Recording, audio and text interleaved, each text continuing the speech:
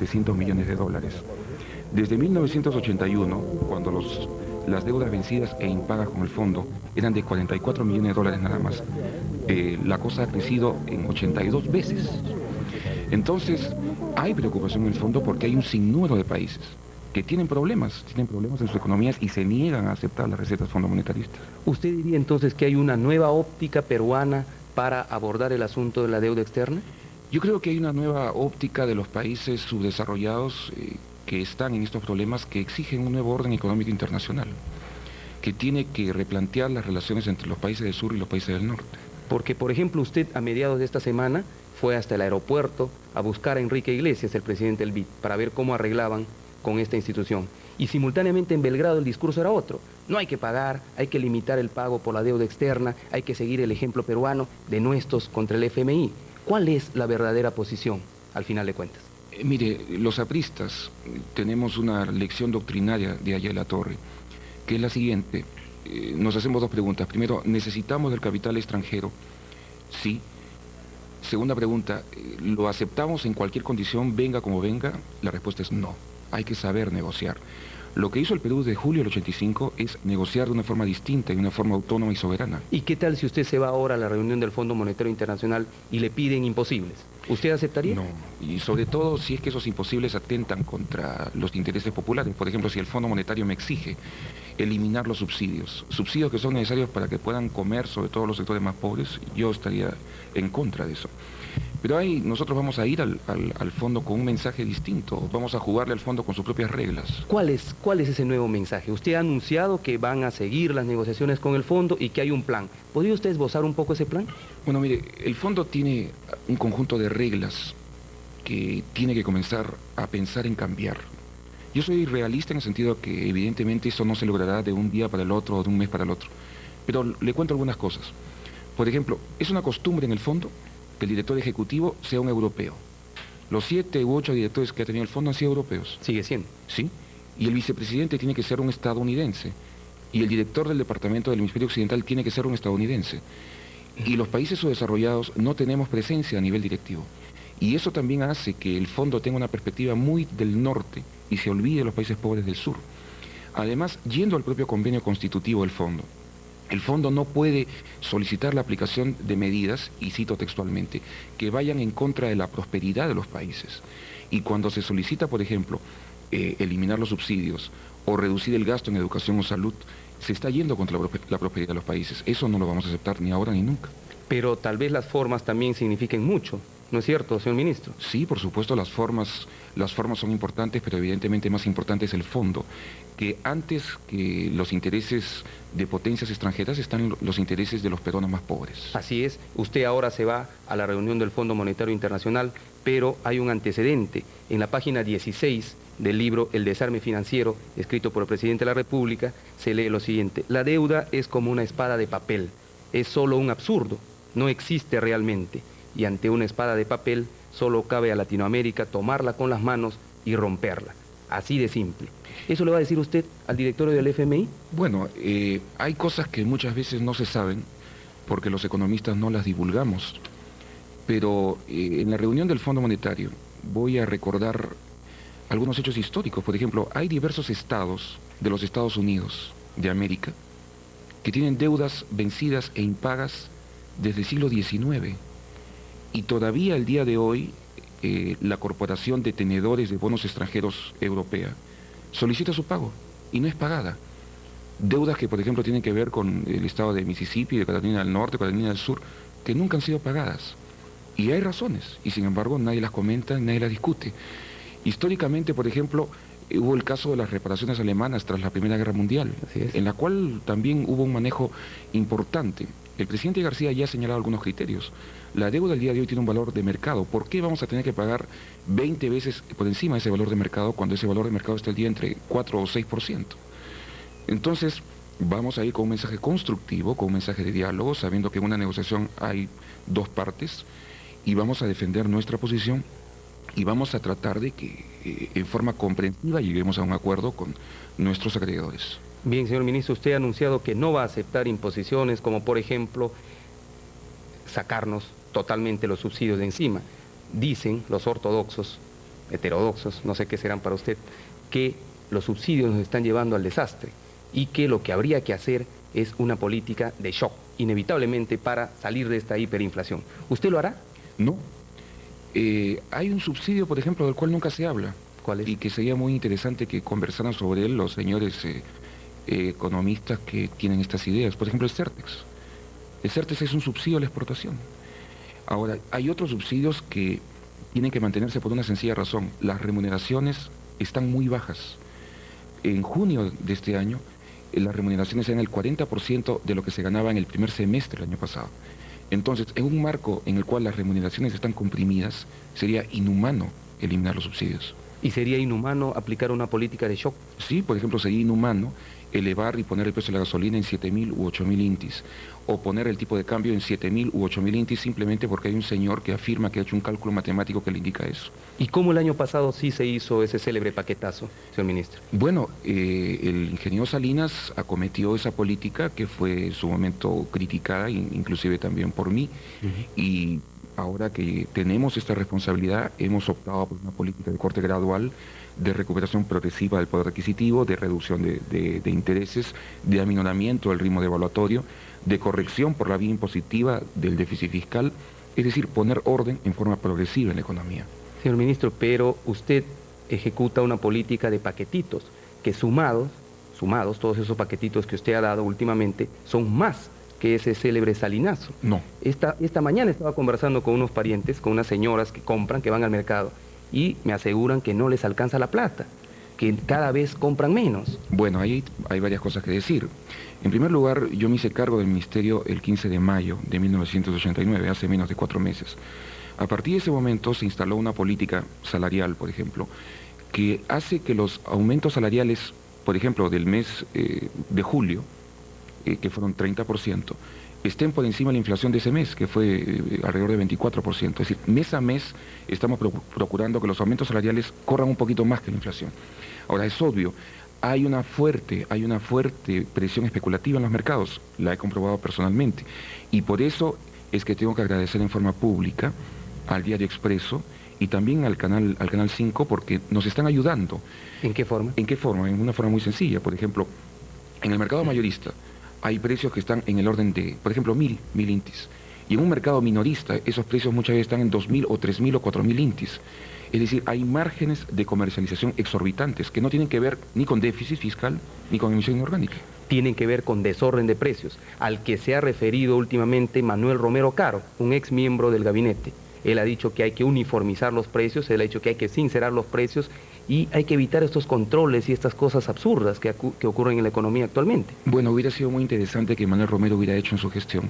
Pero él no era ministro de Economía. No, pero sí era ministro de Industria y era parte del equipo económico. Bueno, pero ¿admite usted que hay desorden económico? Bueno, ¿Que hay mal manejo en las finanzas del país? No, vamos por partes. Hay desorden económico, sí, por parte, por ejemplo, de esos comerciantes que compran en 1.000 y venden en 4.000. Eso es desorden económico. Ahora, las finanzas públicas, por ejemplo, están tratando de ponerse en orden en forma progresiva. Por ejemplo, hemos entrado a mitad de año a una gestión. Por ejemplo, no se puede manejar el impuesto a la renta, que es el impuesto directo por excelencia, hasta el ejercicio de 1990, y tenemos que tomar medidas de coyuntura para afrontar la emergencia que vivimos. Pero para eso se necesita, señor ministro, confianza y confiabilidad. Usted aparentemente ha perdido ya la confianza del empresariado. Ayer ha señalado Percivale, el presidente de ADEX, que usted no le merece ninguna confianza y que con usted no va a mejorar la situación económica del país. Entonces, ¿en qué quedamos? Bueno, es una opinión del señor Percivale que yo respeto, pero el señor Percivale debe saber que nosotros hemos luchado a través de los directores que tiene el Poder Ejecutivo en el Banco Central por la obtención de una línea de crédito para la promoción de exportaciones no tradicionales. Esa línea se va a dar.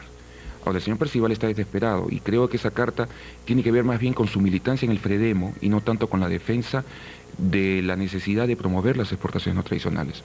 Y quiero decirle una cosa, el Banco Central de Reserva ha venido teniendo una opinión negativa, en parte porque las propias empresas exportadoras no han entregado la información que es necesaria para poder sacar el informe probatorio. ¿Usted considera que son injustas las críticas que se hacen a su gestión? Yo creo que toda gestión evidentemente va a recibir críticas y un programa gradualista, justamente por ser progresivo y gradual, no muestra resultados en forma evidente, directa y amplia en un primer momento. Pero yo creo que estamos en el diagnóstico correcto, una inflación por costos y expectativas que está siendo atacada en una forma correcta. Pero también requiero que, estando haciendo la política económica y estando haciendo la gestión económica del país, requiero que no me muevan el tablero, que no me voten las fichas. ¿Quién le vota las fichas? Bueno, evidentemente si hay gente que pronostica, como el mes pasado, en el mes de agosto, que la inflación va a ser 41%, y el INE dice 25% y Apoyo dice 26%, ese señor está moviendo el tablero y está votando las fichas. Pero no ha tenido razón, al final de cuentas. Efectivamente, no ha tenido razón. ¿Y entonces? Pero con su opinión, él impulsó a que muchos empresarios ubiquen sus precios muy por encima de lo que deberían ser. ¿Se da cuenta? Entonces, por eso es que pido que no haya una contrapolítica económica, que me ayuden en este momento, que se olviden un poco de sus intereses electorales del año 90 y que nos ayuden un poco a corregir y a luchar contra el proceso inflacionario. Bien, señor ministro, va a ser un poco difícil porque, a pesar de sus buenas intenciones que nadie desconoce, la inflación ya nos está superando y ya estamos viviendo en una hiperinflación. 25% no es para alegrarse, Mire, ¿no es cierto? No, definitivamente, pero 40% tampoco lo era. Y en el segundo cuatrimestre del año, la inflación se ha podido reducir de los 40 que era entre enero y abril, a 25 que era entre mayo y agosto. En este último cuatrimestre, con la política de reducción de tasas de interés, de contención de las mini devaluaciones y otras que venimos implantando, por ejemplo, la elevación de la gasolina en forma muy moderada, a la mitad de lo que va a ser los aumentos salariales, estimamos que la inflación va a ser contenida. Entonces usted propone que le crean, que le dejen trabajar y la inflación bajará. Yo creo más bien que nos comprendan al gabinete y al presidente de la República, que reconocemos que hay un proceso electoral, pero por encima de ese proceso electoral está el nivel de vida de los peruanos. Cuando una persona dice que la inflación va a ser 50% en el mes o que el dólar se va a disparar a 10.000 intis, no está colaborando, no está ayudando al Perú. Bien, ojalá que esta propuesta suya no sea otra propuesta olvidada. Usted conoce ese título, ¿no? Sí, es el título de un libro muy querido Y crítico. Crítico, pero también constructivo, porque recuerda que el APRA tiene una tarea histórica que cumplir, que es edificar una nueva economía, una nueva democracia y una nueva estructura para el Estado. Algo de eso se ha hecho, vía regionalización, por ejemplo. Queda mucho por hacer y ojalá que en los próximos años se pueda cumplir con ese compromiso histórico. Bien, señor ministro, muchas gracias por su presentación de esta noche en Panorama. Las gracias a usted. Quisiéramos seguir conversando con usted y lo vamos a hacer seguramente en una oportunidad muy próxima. Buenas noches. Y Panorama regresa en un momento con los datos de su siempre bien enterada sección política, Ojos y Oídos.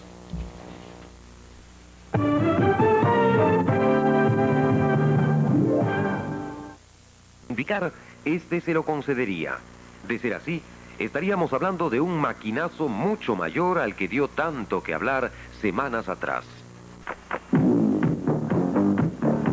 Como se ve, el Banco Agrario no anda muy bien que se diga. Los que sí andan bien son sus trabajadores. Por ejemplo, sus más de 70 gerentes acaban de recibir un jugoso aumento que eleva sus sueldos básicos a cerca de 3 millones de intis, a los que debe sumarse una bonificación de otro básico. En resumen, si contamos en verdes, $1.500 de ingreso mensual en un banco casi sin plata no está nada mal. Pero los trabajadores bancarios de otras entidades del Estado y de la llamada banca asociada tampoco están tan mal. En la última semana de agosto, cada uno de ellos recibió de un porrazo 2.500.000 intis de reintegro.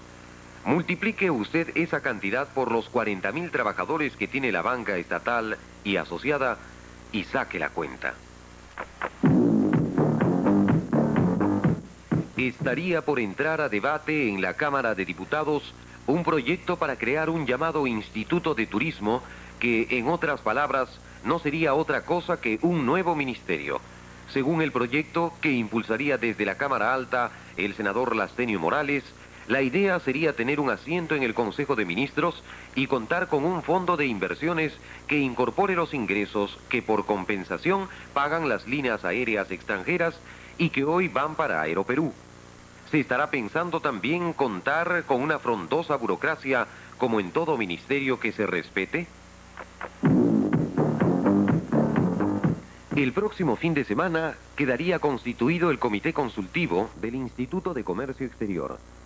Por lo variopinta Su composición sería toda una sorpresa.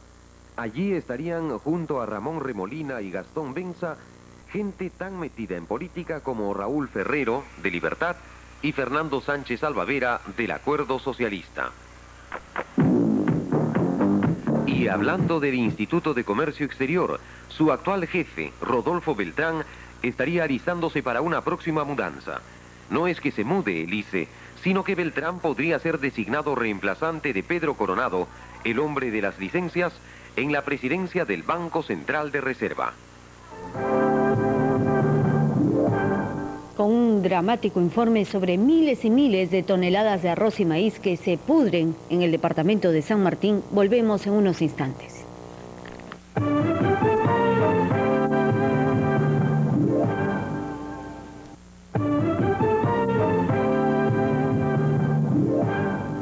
Aunque usted no lo crea, miles de toneladas de arroz y maíz están pudriéndose hace semanas, mientras poco o nada es lo que hace ECASA, la entidad encargada de la comercialización y la distribución.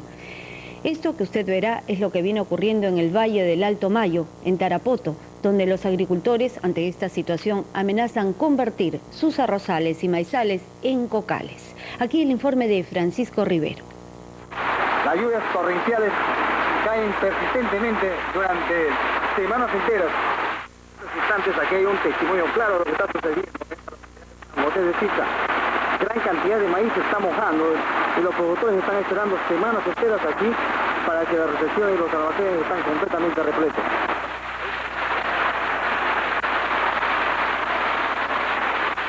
¿Cuánto tiempo está acá? 7 días. ¿Desde dónde viene? Desde acá de la fábrica de ¿Todavía no recibe tu maíz? No me recibe el dinero, así estamos pidiendo. ¿Tiene esperanza de que lo reciban tu maíz así como está mojándose? No, recibe el dinero. La muestra, un botón. Acá el arroz se está malogrando, acá los molinos tienen que estar echándole productos para que no se malogre el arroz. Y esta es una muestra, este es uno de los molinos de tantos que hay aquí en el Alto Mayo. Y sin embargo el gobierno no viene a llevar nuestro producto. Acá los molineros también están sufriendo, señor, porque no les pagan su pilao, no les pagan su maquila, perdón. Entonces, creemos pues de que el gobierno tome cartas en el asunto en vez de estar comprando el arroz al extranjero. Que vea al señor ministro de Agricultura, mire usted, señor, todo el arroz que tenemos acá. Que vea al el señor ministro de Economía, que vea al señor presidente de la República, que vea todo el pueblo del Perú, que aquí en la selva estamos sufriendo. Aquí tenemos suficiente cantidad de arroz para que evacúen, pero sin embargo no lo hacen. ¿Y hasta cuándo lo van a hacer? A medida que avanzan los días, los bloqueos se están generalizando en una longitud de 300 kilómetros de la carretera marginal que comprende 8 de las 9 provincias del departamento de San Martín, donde existen más de 200 camiones cargados con alimentos y otros artículos. Desde el 1 de septiembre del presente año, los agricultores en el departamento de San Martín se han declarado en huelga precisamente por falta de pago por sus cosechas, así como también por falta de almacenaje y los elevados intereses que está cobrando en estos instantes el Banco Agrario, entre otros puntos. ¿Cuáles son los puntos básicos que están reclamando? Bueno, lo que nosotros estamos pidiéndole al Supremo Gobierno, la inmediata solución al pago inmediato a todos los productores de la zona de selva, y que el precio del arroz sea con el precio retroactivo del mes de julio al 20% a comparación de los 670 que está en el mes de junio. El precio del arroz en estos momentos, como ya estamos en septiembre, debe de costar 1.040 el kilo, que lo consideramos todavía un poco bajo, pero ya modestamente lo estamos pidiendo este precio para que inmediatamente nos pague el gobierno. La producción del Alto Mayo es aproximadamente 50 millones de kilos, 50.000 toneladas métricas. Ese arroz prácticamente ya está almacenado aquí en el Alto Mayo y lo que esperamos es que el gobierno pues venga y evacúe, transporte este producto, porque esto es de todos los años y creemos que de seguir así este va a ser el peor año, porque el arroz ya prácticamente se está malogrando en estos momentos aquí. ¡Viva las organizaciones del Valle del Alto Mayo!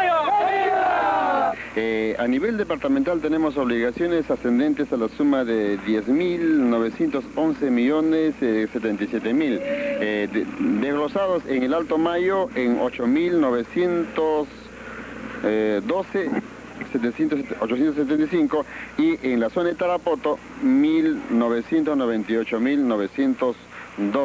Esta es la deuda real que tenemos a los productores por compra de cosechas aquí en la zona de Tarapoto, prácticamente en todo el departamento de San Martín.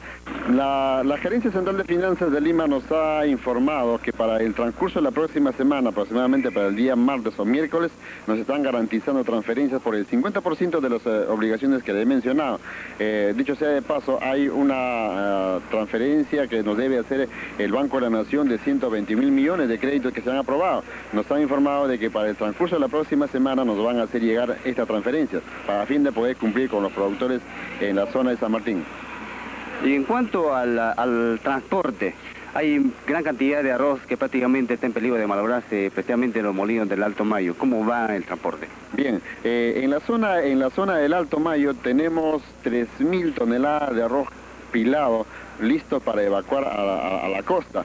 No podemos materializar las evacuaciones porque también tenemos obligaciones de fletes con los transportistas. En la zona del Alto Mayo tenemos una obligación de 150 millones y en Tarapoto de 85 millones.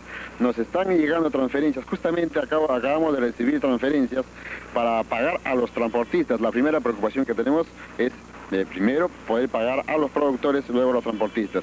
En esta semana, hoy día estaremos pagando a los transportistas y la próxima semana estaremos pudiendo pagar a los productores y así dar operatividad a la gestión de casa. Aquí tenemos el arroz ya, los señores molineros. Esto es lo poco que han pilado, pero que si lo pilarían todos, señores, se le malogra todo el arroz.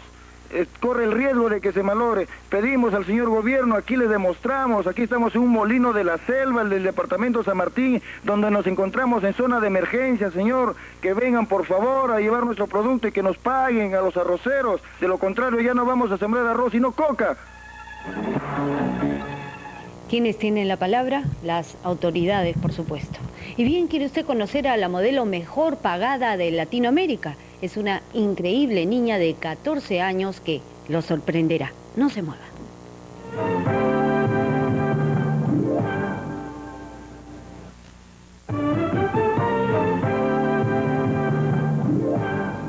Se llama Ana Paula y tiene solo 14 años. Gana decenas de miles de dólares al mes y hasta se da tiempo para ir al colegio. Es, a su corta edad, la modelo mejor pagada de Latinoamérica. Aquí está.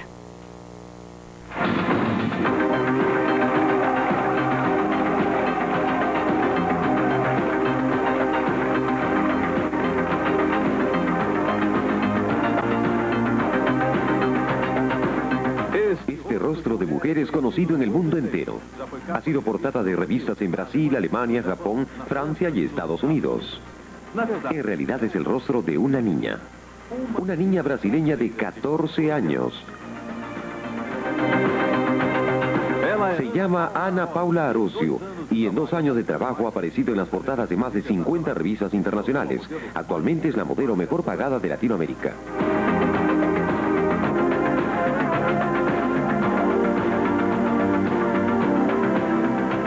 Ana era aquí una bebita. Desde pequeña le gustaba ser fotografiada y hasta hacía poses. Después de ser descubierta casualmente cuando hacía compras con su mamá en un supermercado de Sao Paulo, la vida de Ana Paula cambió radicalmente, pero sin olvidar las cosas que realmente le gustan. Jugar con muñecas, montar bicicleta,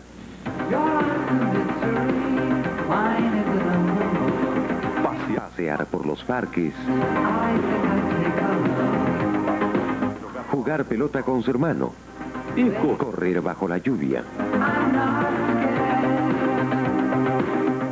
Para mantener la forma, ella hace mucha gimnasia y danza.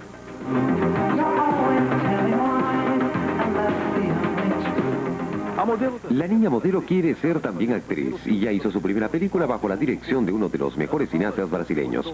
A Ana Paula siempre le gustó estudiar y desde chica tuvo un sueño, ser doctora. Cuando era chica, abría las muñecas. No. Una vez me sentí muy mal, porque abrí una y no tenía corazón. Me puse muy triste. Comencé a llorar porque la muñeca hablaba y por lo tanto yo creía que tenía corazón. Estas son solo parte de las portadas de Ana Paula en todo el mundo.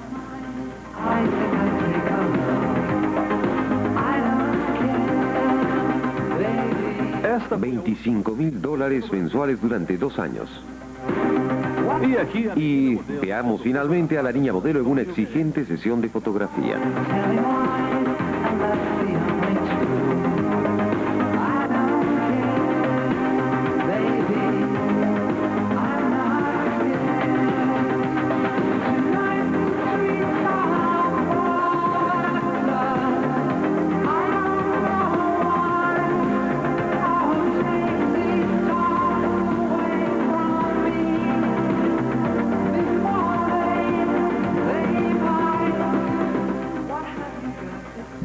¿No le recuerda el caso de Brooke Shields? Sí, y hasta tiene un parecido físico con ella, ¿verdad?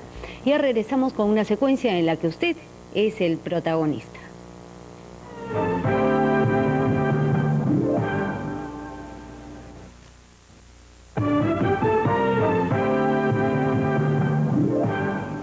En esta secuencia del programa usted tiene la palabra con sus comentarios, críticas, sugerencias y aclaraciones. Aquí están algunas de las cartas que ustedes nos escribieron esta semana. Del excelente reportaje sobre ENSI y los abonos considero lo siguiente. Lamentable que la ciudadanía no sepa exigir a ENSI responsabilidad e inmediata distribución. Los gobiernos regionales tienen la oportunidad de mostrar eficiencia en el manejo de entidades como ENSI. Fernando Jiménez, Moquegua. Deseo que se efectúe un seguimiento para determinar el criterio que emplea ENSI para la distribución equitativa de dichos fertilizantes. Todo ello por las contradicciones y momentos de apremio por los que pasó el gerente de la comercializadora de insumos ante las interrogantes del señor Guerrero. Eduardo Guzmán, Chiclayo. Todavía asombrado por la gran riqueza que el gobierno colombiano está incautando a los narcotraficantes de ese país. Lo que no se dice es a poder de quién pasan esos bienes, es decir, quién se beneficia con ellos. Aquí en el Perú tampoco. Luis González, Lima. Si su intención fue favorecer al candidato municipal Henry Piz, lo consiguieron. Suponemos que de acuerdo a lo que ustedes mismos proclamaron, harán lo mismo con los demás candidatos, como el señor Ricardo Belmont. Mostrarlo como padre de familia, como hombre íntegro. De lo contrario, sería una falta de respeto. César Vázquez, Lima.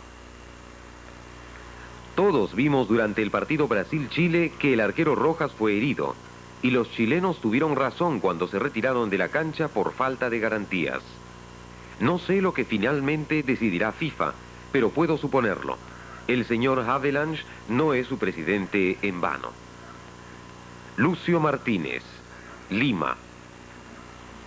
El ingeniero Inchaustegui propuso un método para que cuando haya apagones vuelva rápido la luz a las calles. Por lo que parece ese señor tiene conocimiento y lo demostró en la entrevista. Esperamos que el gobierno y el alcalde del Castillo hayan visto la entrevista y tomen en cuenta el plan.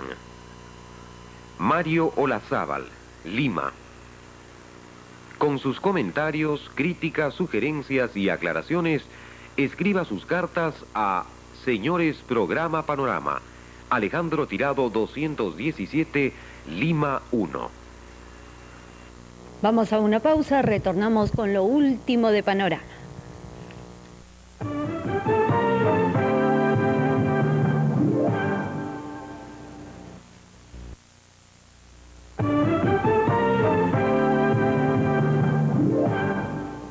Esta semana se inició la campaña de solidaridad llamada Comunidad en Acción. Se trata de un singular esfuerzo en el que todos debemos aportar y colaborar. Uno de sus promotores, el señor Alejandro Miro Quesada Cisneros, del diario El Comercio, nos da detalles sobre cómo podemos contribuir con Cáritas para ayudar a los más necesitados. Señor Miro Quesada, ¿en qué consiste el programa Comunidad y Acción? Bueno, Comunidad en Acción es la unión de todos los medios, o gran parte de los medios informativos de la capital, que nos hemos unido justamente para propugnar una cruzada entre la ciudadanía y motivar que ésta done alimentos, done dinero para comprar los alimentos necesarios para la gente realmente que no tiene en este momento qué cosa comer. La idea es que todas estas donaciones lleguen a Cáritas, que Cáritas sea la entidad que las reparta. Hay mucha expectativa por parte del público en relación a este programa. ¿A partir de qué fecha ellos pueden empezar a hacer sus donaciones y en qué lugares específicos? Bueno, básicamente hay 3 tipos de lugares donde se pueden entregar las donaciones. Uno de ellos son los bancos que están ya, hay una serie de bancos cuya relación y números de cuentas están siendo publicadas en los diarios, en la revista. Está también Cáritas, con una larga relación de lugares donde se pueden entregar las donaciones, y finalmente están inscribiéndose ya lo que nosotros llamamos las instituciones de apoyo. Ahora, las donaciones pueden ser de muchos tipos distintos, básicamente pueden ser alimentos, también puede ser dinero, y para los que donen dinero nosotros hemos estimado que una ración tiene el costo de 4.000 intis. Con 4.000 intis se alimenta una persona de una forma integral. Con 2 está calculado para un desayuno y un almuerzo. Quienes quieran dar más, evidentemente pueden donar una olla, que son 10 raciones, o una mesa, que son 50 raciones, o un comedor, que son 100 raciones. El ideal será que pues cada persona, de acuerdo a sus posibilidades, pueda ver hasta dónde puede dar, y no solamente dar una vez, sino darlo en forma mensual, que sería, digamos, lo ideal, como digo, de acuerdo a las posibilidades de cada persona. ¿Cuándo las personas pueden empezar a hacer sus donativos? Bueno, nosotros hemos pensado que este programa sea inicialmente en el ámbito del IMI Callao y por un lapso de 3 meses. ¿Los horarios? Bueno, depende de qué instituciones en la que uno va a entregar su donación. Los bancos evidentemente tienen sus propios horarios, Cáritas tiene también sus propios horarios. Es difícil realmente. En los diarios continuamente van a salir las relaciones de los lugares con los respectivos horarios. Entonces nosotros nos presentamos como aquellos que podemos generar o motivar ese momento en que uno pues, se decide a donar, y a su vez tenemos los canales para que esa gente que está deseosa de colaborar, deseosa de donar, porque siente realmente los problemas por los cuales atraviesa una serie de conciudadanos suyos, pues les tendemos los canales, dándole los lugares apropiados, cercanos, para que puedan hacer sus donaciones. Y esta tarde Perú quedó definitivamente fuera del Mundial Italia 90 al caer en el Nacional ante Bolivia por 2-1. El cuadro boliviano, por su parte, quedó al borde de su primera clasificación para un torneo de esta naturaleza. Y esto porque un empate ante Uruguay el domingo próximo le bastará para lograr el pase a Italia 90. Aquí las imágenes. La derrota alejaba a Perú de todo y se dio. Bolivia acabó por derrumbar la pequeña esperanza que algunos hinchas tenían y que los empujó a hacerse presentes en el Estadio Nacional. El primer tiempo mostró un cuadro peruano sin ideas, sin conductor y aplastado por la responsabilidad de anotar más de 3 goles. Bolivia, en cambio, amarró el compromiso con inteligencia, esperando atrás y usando el contragolpe como arma exclusiva. Así llegó la primera anotación a los 44 minutos por obra de Montano, quien recibió un remate devuelto por el poste. En la segunda parte, Pepe se animó a realizar 2 variantes, ingresando Carlos Torres y Alfonso Puchungo Yáñez por Luis Reina y Francesco Manacero. Poco fue el resultado positivo. Sin embargo, llegó el empate a los 8 minutos, siendo su anotador Andrés Balán González.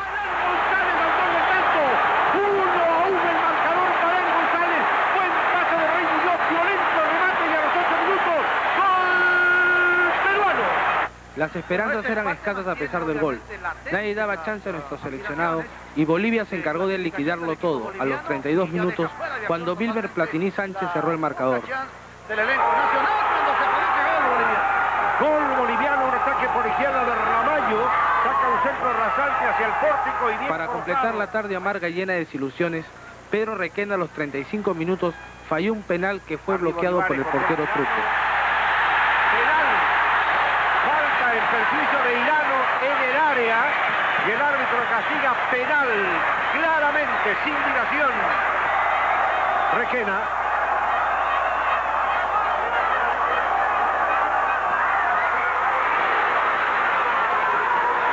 Intervención excepcional del portero turco y queda ahogada la última posibilidad del elenco peruano. Malogróse así la oportunidad de penal y de empate para el equipo representativo de Perú. Observen ustedes la repetición a las manos del portero que intuye, se arroja a la derecha y controla bien esa pelota. Al final, el estratega brasileño Pepe se negó a las entrevistas, siendo conducido en un patrullero hacia el Hotel Country Club donde está alojado. Platini, ¿qué puedes hablar del segundo gol, el que anota? Bueno, no, una entrada de William por el sector izquierdo, tiro del centro y yo no tuve más que tocarlo porque entré solo por el medio. ¿Qué puedes hablar del compromiso de hoy? Bueno, no, que fue un partido bastante disputado, creo que Perú quería ganar, nosotros también, pero creo que nosotros no supimos plantar mejor dentro del campo de juego, ¿no? ¿Se sienten ya prácticamente clasificados? ¿Le falta un partido y tienen 6 puntos? No, clasificado todavía porque nos queda un partido. Por lo menos tenemos que sacar un punto y si Dios quiere la Virgen, podemos clasificarnos al Mundial. Bueno, todos sabemos, yo creo que tenemos un equipo que todavía no estaba en condiciones por experiencia de participar de este tipo de torneos. Hemos visto que se ha buscado el mejor equipo que se pueda tener, refuerzo hasta el último momento. Lamentablemente los muchachos han dado el máximo que han podido, pero no hemos podido pues, sobrepasar estas eliminatorias. Sobre el descontento de la tribuna. Indudablemente es lógico, yo creo que a nadie le gusta ver a su selección perder. Las expectativas creadas eran pues no reales, ¿no? Este equipo ha luchado, ha hecho lo mejor que ha podido, lamentablemente no se ha podido pues ganar. ¿Se puede hablar de un fracaso? Bueno, no fracaso, yo creo que el fútbol peruano hace tiempo tiene que ya pensar qué es lo que pasa. Hay muchos países que nos están superando, inclusive en torneos locales, y esto es una cosa que hay que reflexionar todos y decir, bueno, ¿qué pasa con nuestro fútbol? ¿Cómo podemos hacer para mejorar? Yo creo que hay que cambiar muchas cosas. El sistema yo creo que no es el adecuado. Acá en el Perú, lamentablemente, se hace trabajar siempre a última hora. Nos hemos olvidado mucho de las categorías menores, que ha habido un vacío muy grande entre los grandes jugadores que habían antes y estos muchachos que tienen un gran futuro, pero que en este momento están pagando por el derecho de la falta de experiencia. Bueno, sí, como tú dices, una derrota y bueno, un gusto amargo porque perder de Bolivia es como se dice un fracaso, ¿no? Para nosotros, porque si bien aceptamos que Uruguay fue más equipos que nosotros, no pensamos nunca que Bolivia nos iba a ganar aquel Lima, ¿no? Jugaron mal, es cierto. Bueno, sí, jugamos mal, luego el público empezó a pedir resultados, somos jóvenes, nos pusimos nerviosos y creo que ahí vino el desconcierto y la derrota, ¿no? ¿Qué hay que hacer ahora? Bueno, ¿qué te queda? Trabajar para el otro mundial, tratar de hacer un buen partido en Uruguay para borrar un poco de esta mala imagen que tenemos ahora. Y bien, señoras, señores, esto ha sido todo por hoy. Estaremos nuevamente con ustedes el domingo próximo con más primicias, reportajes y entrevistas, siempre en el estilo muy especial de Panorama, por supuesto. Muy buenas noches.